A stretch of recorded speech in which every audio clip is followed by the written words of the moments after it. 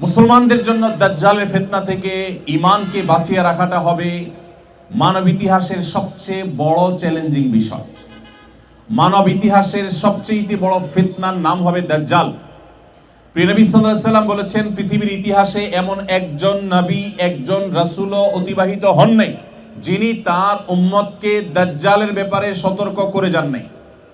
আমাদের প্রিয় নবী সাল্লাল্লাহু আলাইহি ওয়াসাল্লাম আল্লাহর কাছে নামাজের শেষ বৈঠকে কয়েকটা বিষয় থেকে পানা চাইতেন প্রতিনিয়ত।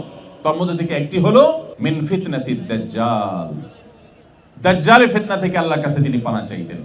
অতএব সেই দাজ্জালের ফিতনা মুসলমানদের জন্য এক মহা আতঙ্কের নাম। দলে দলে হাজার লাখো কোটি মুসলমান ঈমান হারা হয়ে যাবে দাজ্জালীয় ফিতনার কারণে। আজকের পৃথিবীতে আমরা দাজ্জালের পদচারণা এবং তার আসার আগমনের আমরা যেন আওয়াজ শুনতে পাচ্ছি। গোটা পৃথিবীর সমস্ত শক্তি আস্তে আস্তে কুক্ষিগত হতে হতে একক গোষ্ঠী বরং একক ব্যক্তির দিকে যেন চলে যাচ্ছে। গোটা পৃথিবী যেন সেজন্য প্রস্তুত হচ্ছে। চতুর্দিকে তাকালে অনুভব করা যায়, বোঝা যায় যে দাজ্জাল পৃথিবীতে আগমনের সময় হয়তো বেশি দেরি নেই। সেটা হতে পারে 200 বছর, হতে পারে 2000 বছর, আল্লাহ তাআলা ভালো জানেন তার সঠিক দিনক্ষণ।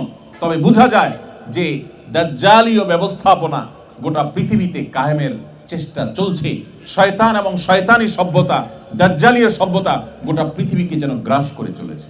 সম্মানিত উপস্থিতি, সেই দাজ্জাল পৃথিবীতে 3টি জায়গায় প্রবেশ করতে পারবে না। তার একটি হলো মসজিদে হারাম মক্কা, আরেকটা হলো মদিনায় হুদুদে হারাম, এই দোনো হুদুদে হারাম, এবং তৃতীয়টি হলো এই মসজিদে আকসা।